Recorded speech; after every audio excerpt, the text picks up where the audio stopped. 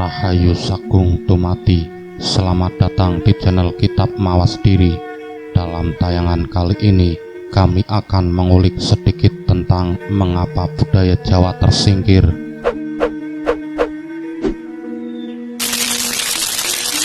Mengapa kebudayaan Jawa mengalami kemunduran yang signifikan?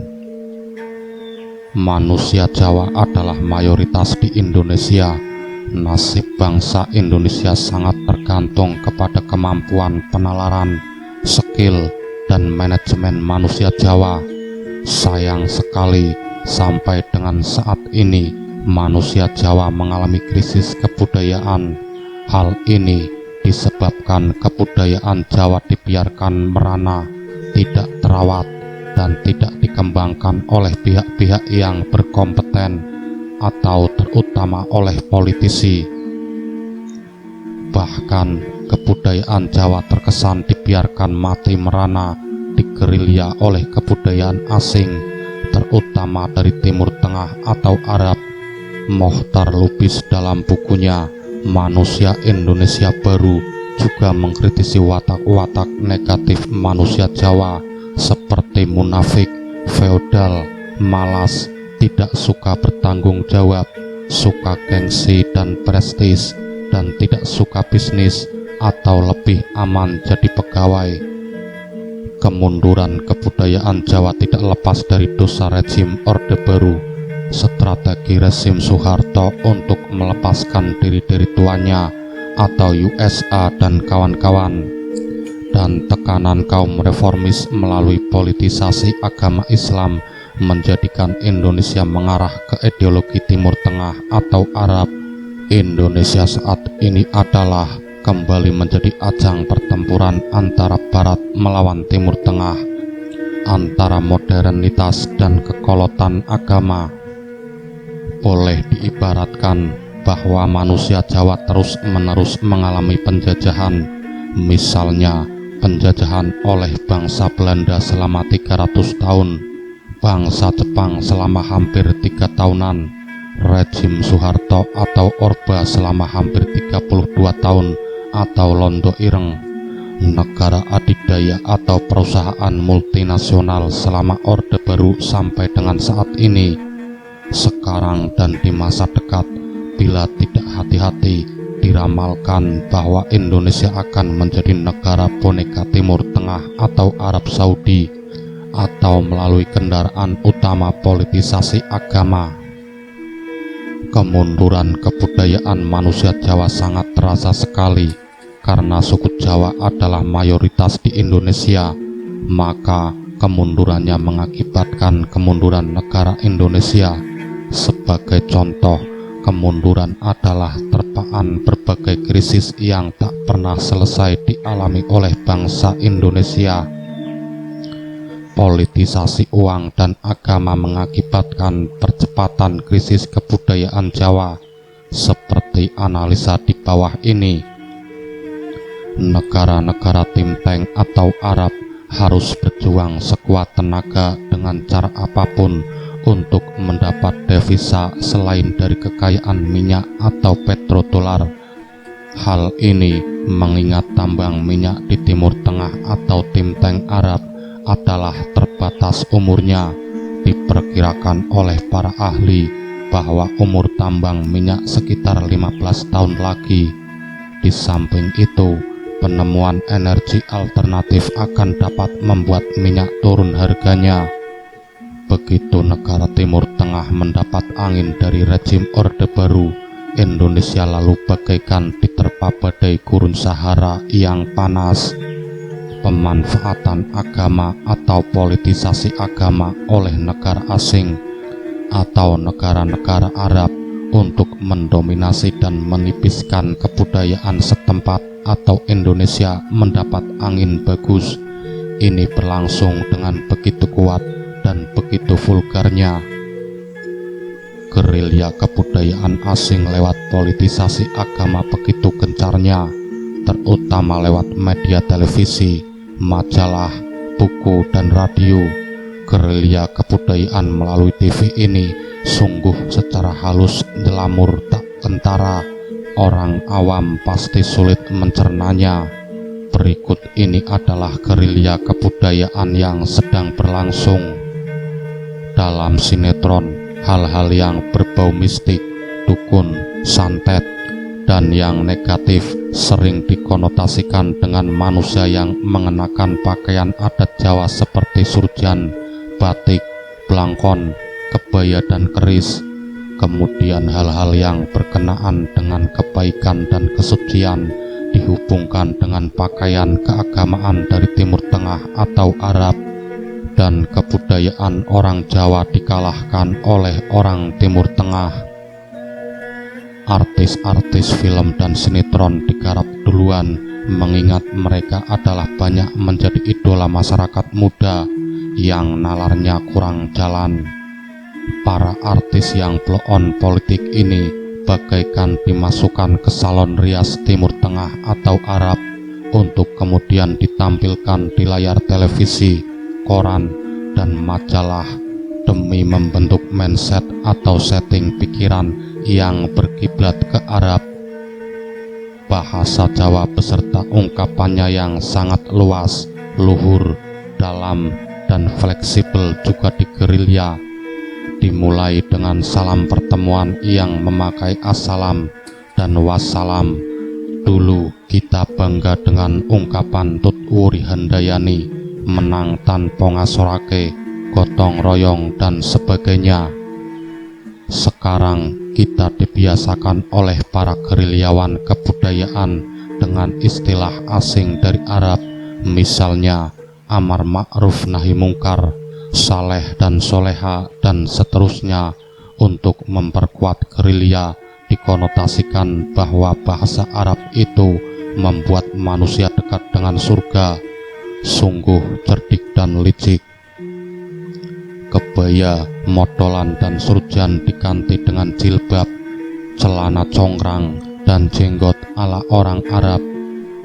Nama-nama Jawa dengan Ki dan Nyai, misalnya Ki Hajar, mulai dihilangkan. Nama kearab-araban dipopulerkan.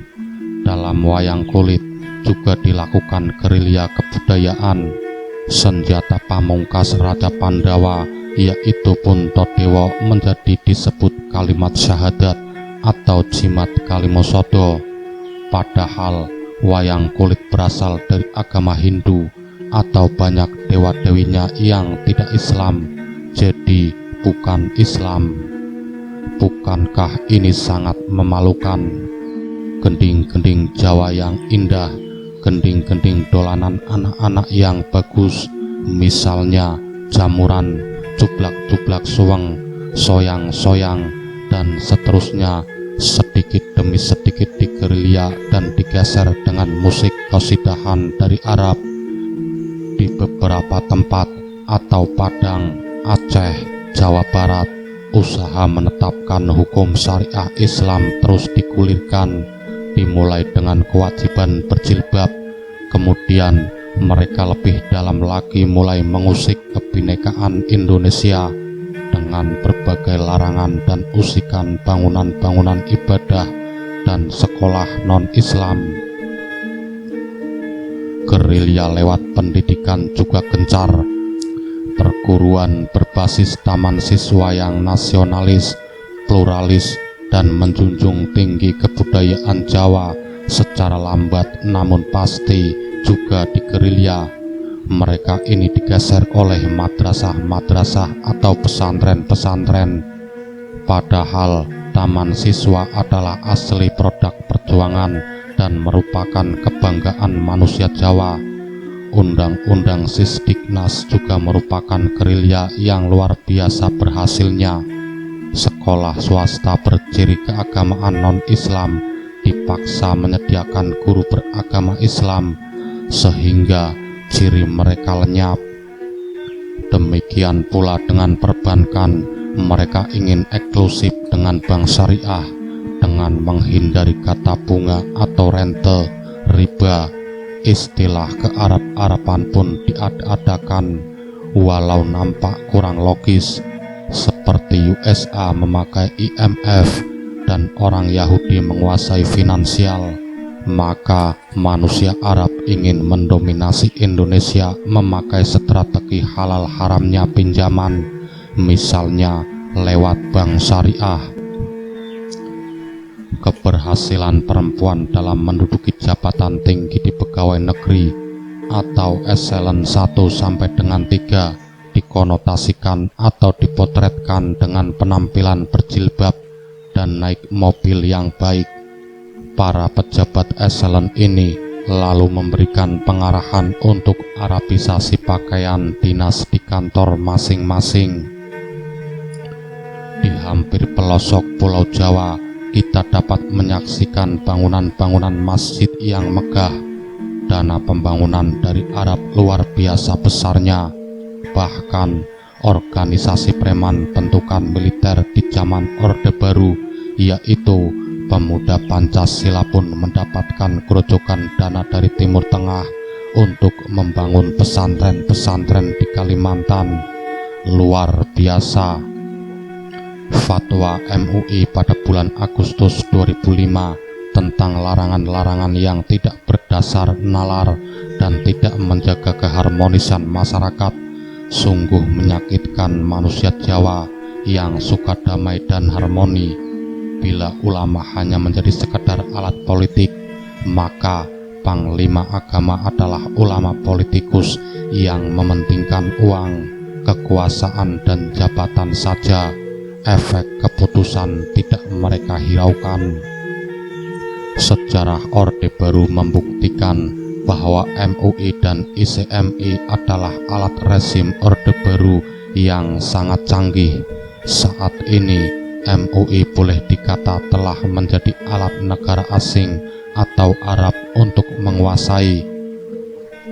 Di masa lalu, banyak orang cerdas mengatakan bahwa Wali Songo adalah bagaikan MUI sekarang ini. Dakwah mereka penuh gerilya kebudayaan dan politik.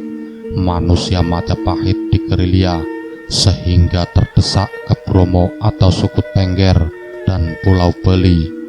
Mengingat negara baru memerangi KKN, mestinya fatwa MUI adalah tentang KKN yang relevan. Misal, pejabat tinggi negara yang PNS yang mempunyai tabungan di atas 3 miliar rupiah diharuskan mengembalikan uang haram itu sebab hasil KKN. Namun karena memang ditujukan untuk membelokkan pemberantasan KKN, yang terjadi justru sebaliknya. Fatwanya justru yang aneh-aneh dan merusak keharmonisan kebinekaan Indonesia. Buku-buku yang sulit diterima nalar, secara ngawur dan membabi buta ditulis hanya untuk melawan dominasi ilmuwan Barat yang saat ini membanjiri pasaran di Indonesia. Rupanya ilmuwan Timur Tengah ingin melawan ilmuwan Barat. Semua teori Barat yang rasional, empiris, dilawan dengan teori Timur Tengah yang berbasis intuisi, agamis, atau berbasis Al-Quran. Misal, teori kebutuhan Maslow yang sangat populer dilawankan teori kebutuhan spiritual Nabi Ibrahim. Teori EQ ditandingi dengan ESQ, dan seterusnya.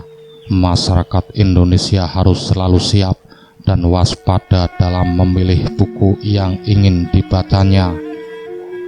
Dengan halus, licik tapi mengena, mass media, terutama TV dan radio, telah digunakan untuk membunuh karakter budaya Jawa dan meninggikan karakter budaya Arab lewat agama. Para gerilyawan juga menyelipkan filosofis yang amat sangat cerdik, yaitu kebudayaan Arab itu bagian dari kebudayaan pribumi. Kebudayaan Barat dan Cina itu kebudayaan asing, jadi harus ditentang karena itu tidak sesuai. Padahal kebudayaan Arab adalah sangat asing. Gerilya yang cerdik dan rapi sekali adalah melalui peraturan negara seperti undang-undang, misalnya hukum syariah yang mulai diterapkan di sementara daerah, Undang-Undang Sisdiknas, dan rencana Undang-Undang Anti Pornografi dan Porno Aksi yang sangat bertentangan dengan Bhinneka Tunggal Ika dan sangat menjahati atau menjahili kaum wanita dan pekerja seni. Menurut Gus Dur, RUU APP telah melanggar Undang-Undang Dasar 1945 karena tidak memberikan tempat terhadap perbedaan, padahal Undang-Undang 1945 telah memberi ruang seluas-luasnya bagi keragaman di Indonesia. RUU APP juga mengancam demokrasi bangsa yang mensyaratkan kedaulatan hukum dan perlakuan sama terhadap setiap warga negara di depan hukum. Gus Dur menolak RUU APP dan meminta pemerintah mengoptimalkan penegakan undang-undang lain yang telah mengakomodir pornografi dan porno aksi. Telah terjadi formalisasi dan arabisasi saat ini. Kalau sikap Nahdlatul Ulama sangat jelas bahwa untuk menjalankan syariat Islam tidak perlu negara Islam. Puncak gerilya kebudayaan adalah tidak diberikannya tempat untuk kepercayaan asli, misalnya kejawen dalam kartu tanda penduduk atau KTP, dan urusan pernikahan atau perceraian bagi kaum kepercayaan asli ditiadakan. Kejawen, harta warisan nenek moyang yang kaya akan nilai pluralisme, humanisme, harmoni, religius, anti kekerasan dan nasionalisme, ternyata tidak hanya digerilya, melainkan akan dibunuh dan dimatikan secara perlahan. Sungguh sangat disayangkan, urusan perkawinan dan kematian untuk manusia Jawa penganut kejawen dipersulit sedemikian rupa. Urusan ini harus dikembalikan ke agama masing-masing. Sementara itu, aliran setingkat kejawen yang disebut Konghucu yang berasal dari RRC justru disahkan keberadaannya. Sungguh sangat sadis para gerilyawan kebudayaan ini. Gerilya kebudayaan juga telah mempengaruhi perilaku manusia Jawa. Orang Jawa yang dahulu dikenal lemah lembut, andap asor, cerdas dan harmoni, namun sekarang sudah terbalik, suka kerusuhan dan kekerasan, suka menentang harmoni. Bayangkan saja, kota Solo yang dulu terkenal putrinya yang lemah lembut atau putri Solo lakune kaya macan luwe, digerilya menjadi kota yang suka kekerasan. Ulama Arab mendirikan pesantren Ruqi untuk mencuci otak anak-anak muda. Akhir-akhir ini kota Solo kesulitan mendatangkan turis mancanegara karena kota Solo sudah diidentikan dengan kekerasan sektarian. Untuk diketahui, di Pakistan banyak madrasah disinyalir dijadikan tempat brainwashing dan baiat. Banyak intelektual muda kita di universitas-universitas yang kena baiat atau sumpah secara agama Islam setelah di brainwashing untuk mendirikan NII atau Negara Islam Indonesia dengan cara menghalalkan segala cara. Berapa banyak madrasah atau pesantren di Indonesia yang dijadikan tempat-tempat cuci otak anti pluralisme dan anti harmoni. Banyak, beberapa jam pelajaran dihabiskan untuk belajar agama atau ngaji dan bahasa Arab. Banyak diperkirakan sampai hampir 50%-nya. Tentu saja ini akan sangat mempengaruhi turunnya perilaku dan turunnya kualitas SDM bangsa Indonesia secara keseluruhan. Maraknya kerusuhan dan kekerasan di Indonesia bagaikan berbanding langsung dengan maraknya madrasah dan pesantren-pesantren. Berbagai fatwa MUI yang menjungkir balikan harmoni dan gotong royong manusia Jawa gencar dilancarkan. Sejarah membuktikan bagaimana kerajaan Majapahit yang luar biasa jaya juga terdesak melalui gerilya kebudayaan Arab, sehingga manusianya terpojok ke Gunung Bromo atau suku Tengger dan Pulau Bali atau suku Bali. Mereka tetap menjaga kepercayaannya, yaitu Hindu. Peranan Wali Songo saat itu sebagai alat politis atau mirip MUI dan ICMI saat ini adalah besar sekali. Semenjak saat itu, kemunduran kebudayaan Jawa sungguh luar biasa. Tanda-tanda kemunduran budaya Jawa. Kemunduran kebudayaan manusia Jawa sangat terasa sekali karena suku Jawa adalah mayoritas di Indonesia, maka kemundurannya mengakibatkan kemunduran negara Indonesia.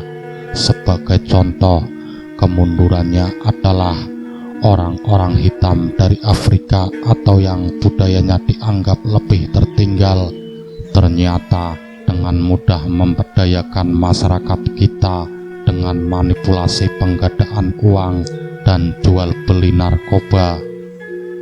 Orang Barat memberdayakan kita dengan kurs nilai mata uang dengan 1 US dollar sama dengan 10.000 rupiah.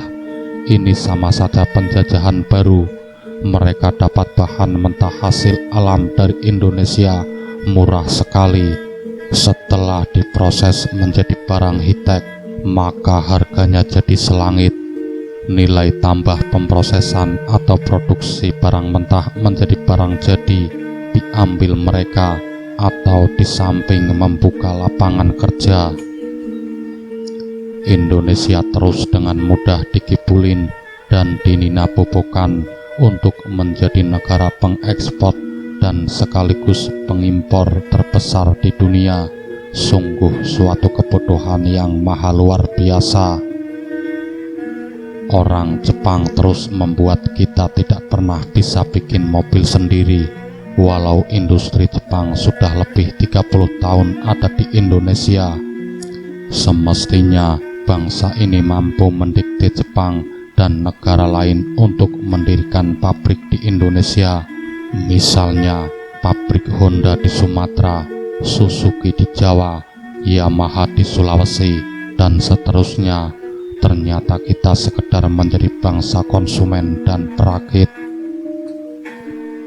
Orang Timur Tengah atau Arab dengan mudah menggerilya kebudayaan kita seperti cerita di atas. Di samping itu, Indonesia adalah termasuk pemasok devisa haji terbesar.